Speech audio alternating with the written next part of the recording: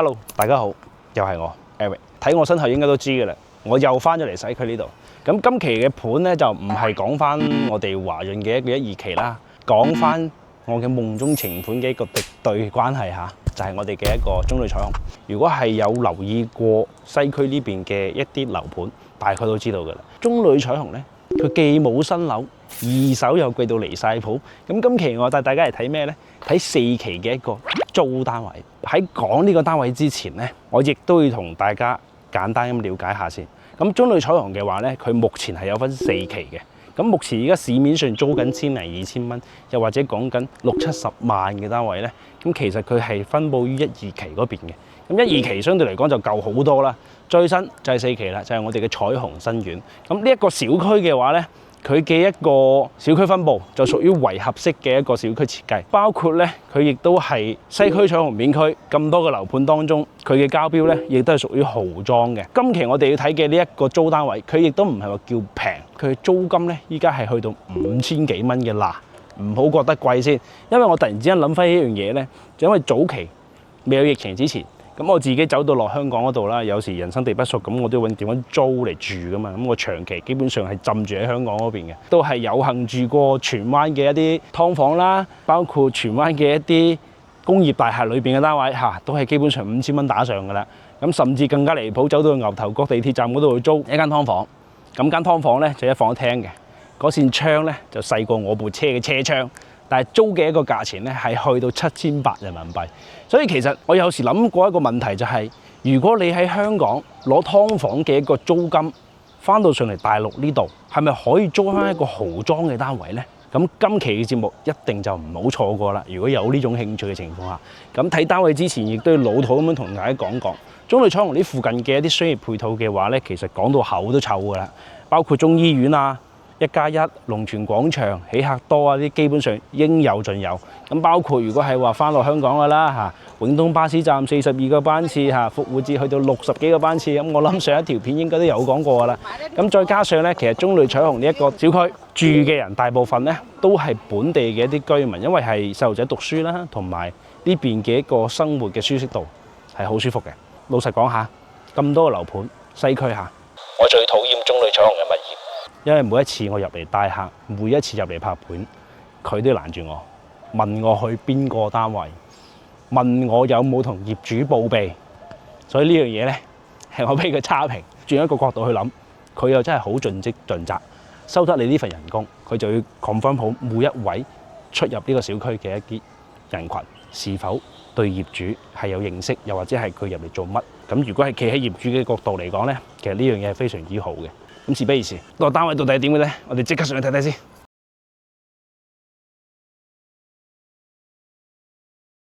嗱，咁上嚟之後，中旅彩虹呢度嘅話咧，佢就會有少特別嘅。佢係2個 lift，然之後咧一層有5伙。我哋呢一伙咧就係03嘅，亦都係一層裏邊嚇，即係自己一個獨立空間嘅一個單位嚟嘅。咁佢門口呢度咧就做咗個鞋櫃。咁平時其實有啲多餘，老實講。但係你唔做鞋櫃，你唔知做乜。點解講多餘呢？佢本身入門口呢度嘅話呢，佢係做咗一個靠牆嘅鞋櫃。咁啊，其實你自己擺啲鞋啊，又或者係掛啲衫啊，放啲遮，完全冇問題嘅。呢個單位業主係本來係嚟自己住嘅。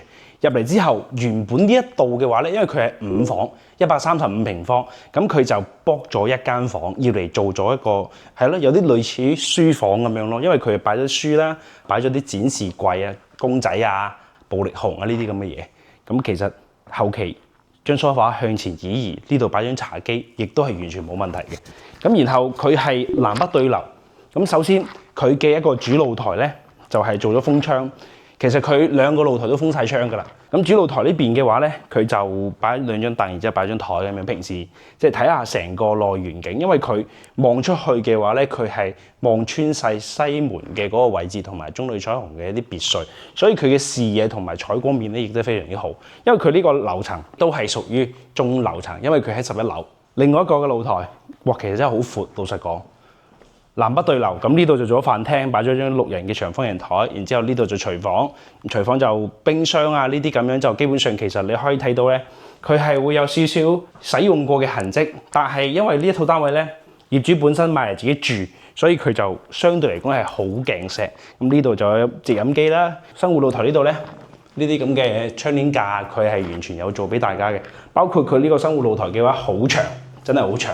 咁啊，洗衣機呢一邊嘅方向咧就係望翻華潤嗰邊嘅一期生活露台，其實就冇乜景觀噶啦，因為你大部分其實都係椰晾衫為主。咁啊，房間佢就留咗4間啦。咁首先第一個就係客衞，咁客衞呢度嘅話，其實就冇乜好講嘅，老實講，咪就係洗手盆、馬桶、企缸位咯。咁你睇到佢用啲花灑咧，佢都唔係用開發商嗰啲嘅，呢個幾靚，得閒自己買翻過。呢個嘅話其實佢係自己置換新嘅一啲花灑頭啦、噴水機之類。咁然之後做咗4間房，第一間房。呢間房咧，佢就做咗個榻榻米，咁啊下邊亦放被竇啊，咁啊呢個房間咧，我諗應該就係女仔住嘅，係啦，因為我見到有少少粉紅色嘅嘢，咁應該係一個女仔，係啦。咁另外一間咧，呢一間就書房，咁書房就擺咗台燈，咁啊其實如果你要搬嘅情況下咧話咧，其實業主呢啲嘢咧佢就會攞走噶啦，仲有啲聘書啊，哇黃金船啊，大炮一響，黃金萬兩啊！仲有羽毛球拍，咁應該業主都中意打羽毛球嘅。第3間房嘅話咧，我諗2個細路仔幾好，一男一女幾正。如果係租嘅情況下咁呢啲暴力熊啊，呢啲咁嘅私人物件咧，大部分業主都係會自己攞走嘅。嗱，咁主人房，主人房咧，因為中旅彩虹嘅主人房有個好處就係佢嘅一個衛生間咧，佢係唔會對張床。咁啊呢度衛生間啦。主人房嘅套位，咁入到嚟之後就做咗一個到頂嘅一個衣櫃啦，咁就擺咗張2米嘅一個大床。佢利用得好就係呢個位置，因為佢本來咧係270度，咁佢就將呢一度咧做咗個嵌入式嘅壁龕。咁你平時可以擺書啊，又或者係自己擺啲私人物件啦，就唔睇人嚟㗎啦。咁其實係 OK 嘅。咁呢度就放咗張墊，咁平時坐下呢度睇下小區嘅樂園，睇下書，飲下 coffee， 其實係好正。咁呢一套單位嘅話咧，其實我啱先都有講咧，點解我會揀華潤作為自己嘅夢中情盤，咁而唔係中旅彩虹咧？2個項目，中旅彩虹咧價錢係相對嚟講買翻嚟嘅時候會貴啲嘅，咁而華潤咧價錢就相對嚟講會平啲，係啦，老實講一句，中旅彩虹呢度佢嘅一個裝修交樓標準咧，亦都係相對嚟講會比華潤嗰邊高嘅。咁呢一套單位嘅話咧，依家業主報價報出嚟啊！首次出租，租金嘅話就大概係5600蚊，大家唔好覺得貴，因為佢5600蚊嘅話，佢係包含咗車位同埋物業管理費。咁其實車位你當佢300蚊啦，咁物業管理費139平方，你計佢3蚊一方都要400幾蚊，意味着你係減咗成700蚊。如果係唔要車位唔要物業管理費咁嘅情況下咧，其實你4000零蚊可以租到咁嘅單位，我諗應該目前嚟計成個中旅彩虹4期。呢一套性價比係number one嘅，咁如果你對呢套單位有興趣嘅情況下咧，亦都可以掃描上面嘅 QR code，又或者喺下方嘅留言。